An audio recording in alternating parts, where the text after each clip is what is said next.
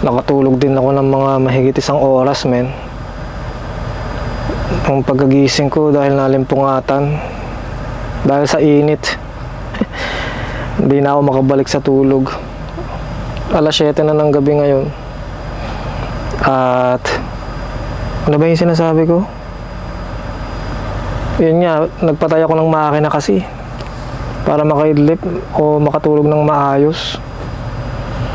Sarap ng tulog ko, pero nagising ako sa init eh. Kasi ang init dito 88 Fahrenheit, ano ba yun? Mga 21 Celsius, hindi ko na alam, pero mainit. Pero ngayon, alas 7 na nga ng gabi, kumalma na yung init. Yan o, alas 7 ng gabi, men. 7:05. Huwebes pa rin ngayon. Kasalukuyan, ako naghihintay na malibre itong mga fuel stations. Dahil isang bagay kung bakit ako huminto dito sa Loves na to, sobrang mura ng fuel nila, men. Sobra. Taas na natin itong mga to. Punong-puno eh, oh. Hindi ako makaporma niyan, men. Pag ito medyo na libre na, doon na ako aalis. Punta na ako ng tank wash para i-check yung trailer. Tsaka doon na rin ako matutulog. Pero ganun pa man, maganda na yung panahon, medyo lumamig na ng konti. Kanina talagang init. Ayan ang itsura sa labas. Parang meron truck doon sa ano na yun ah. Part ng mga kotse na yun oh. Ang kotse lang yun eh. Wala na siya maparkingan, men. Grabe, tagal mawala na itong mga to. Pero ganun pa man, ganun pa man. Ano ba yung kaloy? Pero ganun pa man, mauubos rin yan. Kadalasan kasi itong mga to, nagbe-break dito eh. 30 minutes. Hindi mo naman sila masisisi. Kasi nga, wala namang parkingan na dito sa ganitong oras ng gabi. Ganun pa man, hindi maganda yun, men. So, ngayon nag-upload lang ako ng video. Yung nangyari kaninang umaga. Tapos ito, i-upload ko na lang din to kapag natapos ko na yung trabaho sa tank wash. Mabilis lang naman yung magiging trabaho ko doon. Ang tawag dito, kukonekta lang ako ng trailer. Tapos, ayos na nun. Grabe, tagal maubos ng mga truck. Diyan pa rin sila. Pero ayos lang, kasi hindi naman ako nagmamadali. Parang hindi sila umaandar eh. Ayan ang ating mga fuel level. Yung def natin malapit na mag-quarter. Yung diesel natin ay kalahati na lang. Full tank yung ating diesel mula sa Canada hanggang dito sa South Carolina. At mag-full tank ulit ako dito para kapag nakauwi ako sa Canada, tawag dito, kalahati pa yung ating tangke pag-uwi para ready sa susunod na biyahe. So ito, nagbihis na ako, tapos in-start ko rin yung aking makina, pero kanina na libre na dito, ngayon meron na namang nakaharang. Hirap tsumempo. Maya't maya may dumarating ng mga truck. Paano tayo puporma nito? Pero ayos lang, at least ready na ako. Ready na akong umalis kapag nalibre itong isang fuel island. Sa kasalukuyan pala, naka-sleeper ako. At nakaka 7 hours 30 minutes na ako, pero hindi ko natutuloy ng 8 oras yan. Kasi meron pa tayong natitirang 4-hour drive. At pagdating ko mamaya sa tank wash, makakapag 10 oras naman ako doon. Dahil yung pick up ko ay alas 8 pa ng umaga. So meron pa akong 12 hours and a half na itutulog. Pero yung 30 minutes doon biyahe, so 12 hours na tulog. So ready na akong umalis, pero ikutan ko lang na mabilis tong truck bago ako aalis. Kasi walang oras na rin akong nakatigil. Ayos na. Walang nangailam ng ating mga airlines dyan. So hintayin ko lang umalis tong truck na nasa harap. Yan, parang paalis na siya. Buwar na tayo. Oh, nag-brake na naman. Nag-brake na naman siya. Akala ko aalis na. Ba yan? Ayos na. Wala pa. Wala pang libre. Puno po rin pala. Yun, libre na. Nasa harapan.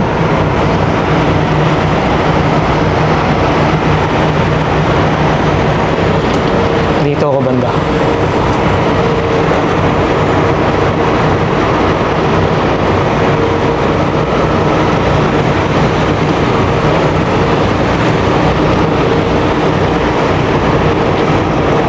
Ayos. Kasi may truck dun sa unahan kanina eh. Baka magtagal pa eh, oh. Parang natutulog eh. Yan ang dahilan, men. $3.14. Mura, di ba?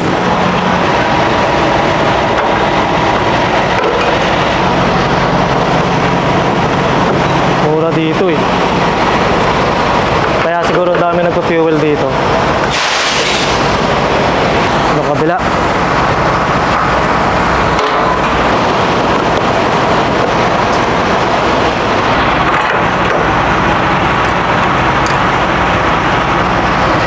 Na. Mura ang fuel dito. Kaya mag-full tank tayo dito.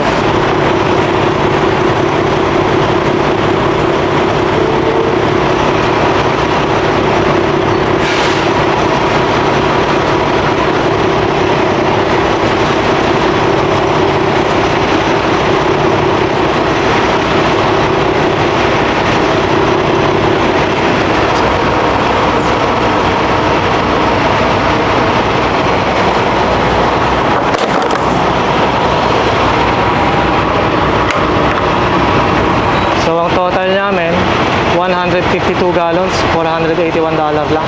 Ayos, di ba? Ito naman def. Walang lock ah. Yun. Ganun yung lock niya oh. Parang baril. Ito namang presyo ng def. $35 for 8 gallons. Punta na tayong tank wash, man. Pati dito, nakapark na tong mga to. Talaga naman. Ayan o.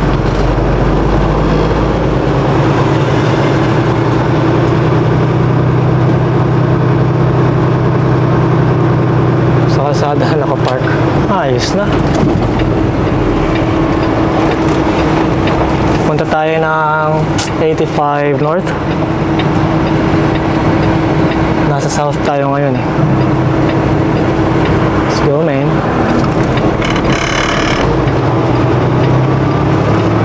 Greenville. Punta tayo sa Greenville.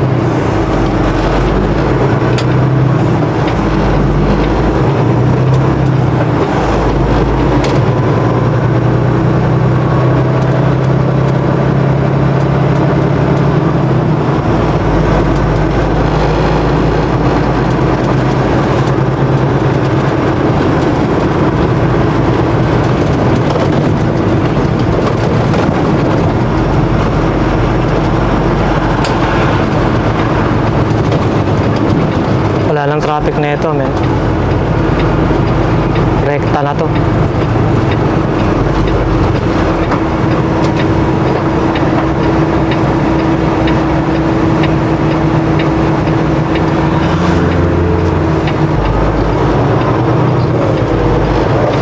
Itong isang to, nandito na sa ano, rampa.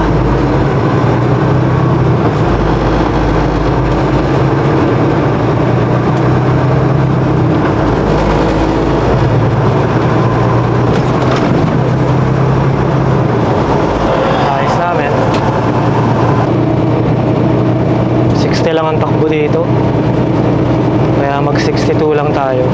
Swabe lang ang ano, mag drive pagkagabi. Walang traffic eh.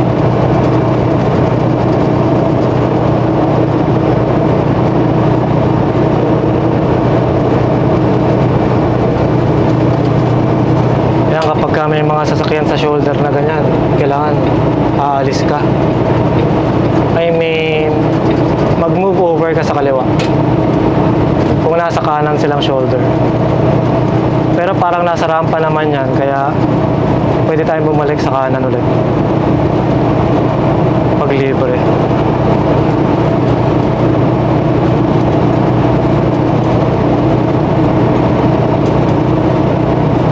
Wala, sa shoulder. Yan. Pwede na tayo bumalik kapag libre.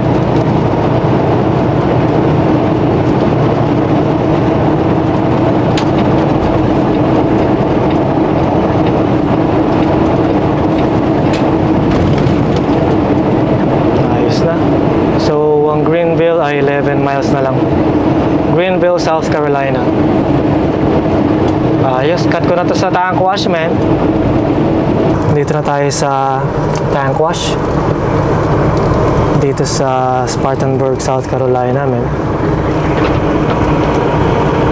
Hanapin ko na ang aking trailer. Wala kong titignan, syempre, kung saan ko siya binagsak. Dito ako mamaya matutulog. Sa tabi nitong truck na to. Sarap na ng tulog nila, oh. Oh, yan, dyan ako. Sa tabi ni Kenworth. Yan, dyan. Ayos na yan. So, dito ko binagsak yun. Sana wala na dito.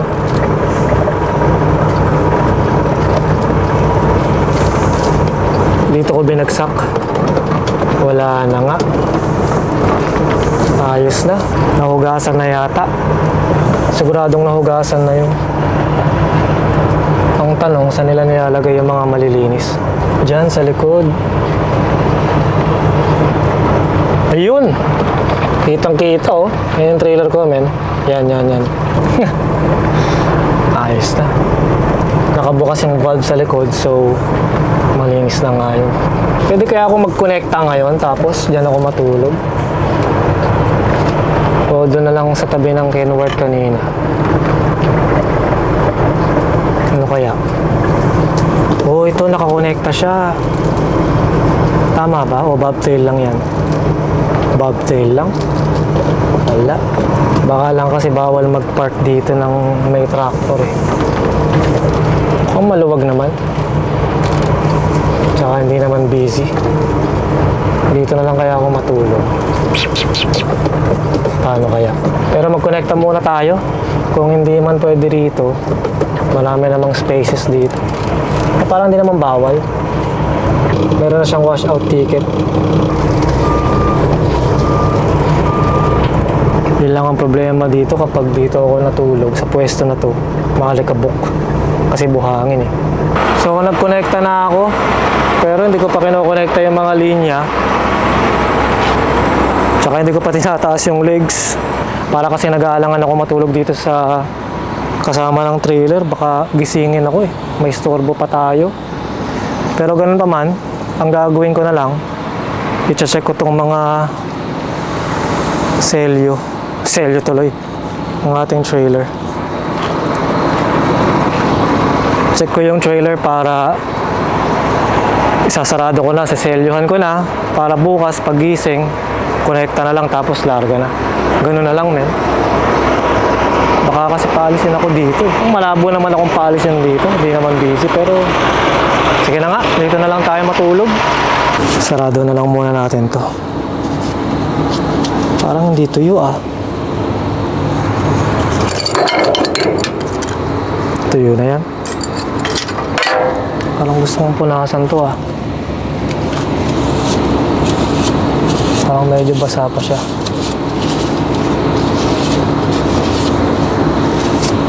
Ganun pa man. Tingnan natin yung loob.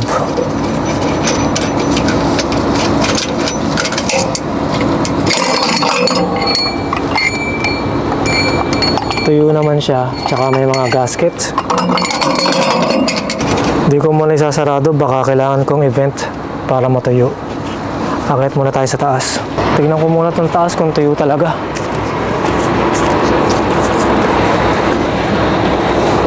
Tignan nga natin to. Nako. Parang di pwede to ah. Oh, malinis naman, tuyo na. Pero bakit ganito to? Kulay puti. Wow. Event ko nga muna to. Ganyan. Para umangat yung kabila, patutuyuin ko muna. Para Parang di pwede to, men. Ewan ko. Tingnan natin.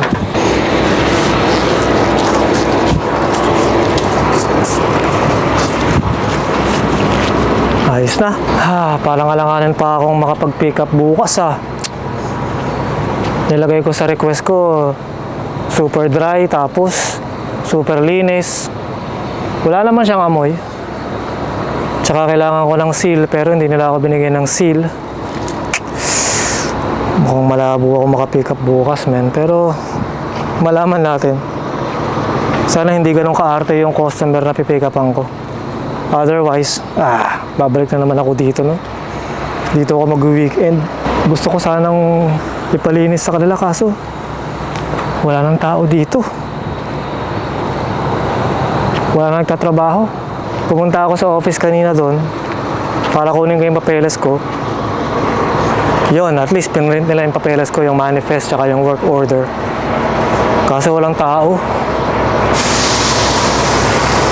Meron lang yung mga truck driver na naghihintay. Sana naman hindi ako magka-problema bukas sa pick up. Pero dito na lang ako matutulog. Iko-connect ako na tong trailer para wala nang problema bukas. Punta ako ng maaga sa pick up, tapos para malaman ko kung ano mangyayari. Kung i-reject nila ako, at least makabalik ako ng maaga dito para kinahaponan. Pwede kong ibalik dito yung trailer para hugasan nila ulit. Pero ayoko muna mag-conclude. Ayokong mag-conclusion. Pero ganun lang yung gagawin ko kung sakaling ma-reject. Ayos na, nakonekta ko na yung mga linya ng airlines natin, tsaka electrical line. Tapos naitaas ko na rin yung legs na yan. Pero hinayaan ko pang bukas yung taas. Konting bukas lang yon, tapos dito sa likod nakabukas pa rin ng todo para sana matuyo. Nakabukas yung ating relief valve, external valve, tsaka internal valve. Pero naka-hook up na ako sa trailer, tapos bukas ng umaga, mga alas 7 nandun na ako. 6:30 ako aalis dito kasi kalahating oras lang naman yung biyahe. So alas 7 nandun ako para malaman ko kung makakargahan tayo o hindi. Parang nanganganib tong trailer nitong makargahan. Kasi nga yung takip, yung likod ng takip, parang may mancha-mancha na kulay puti yung huling produkto. Pero ganun pa man, positibo lang tayo. Lahat ng bagay ay nangyayari dahil may kadahilanan. At kung ano man yung mangyayari bukas, handa tayo dyan. Hindi nga lang tayo makakauwi ng maaga. Pero anyway, paano ba to? Magpapahinga na muna ako, tutulugan ko na to, tapos malaman na lang natin kung ano mangyayari bukas sa Makalawa, men. Vlog to na muna. Bukas lang ng bintana para may hangin. At medyo malamig naman na sa labas. Tsaka wala namang mga dumadaan dito, mga shanter o mga truck, kaya parang hindi naman magiging maalikabok. So ilaw muna tayo. Madilim eh. So ganun na lang ang gagawin natin, men. Sana talaga ma-load tayo, pero kung hindi, ayos lang yon. Ganun pa man, ano bang gagawin ko? Gusto ko talagang ibalik sa mga naglilinis, kaso walang tao. Sabi nga nila, sugal na lang ang mangyayari. Isusugal na lang natin to bukas kung ma-pick up kung maloload tayo o hindi. Pero anyway, maraming salamat sa pagsama nyo sa akin sa araw na to, men. Mag-ingat ka palagi, and paano ba to? Good night, y'all. Peace.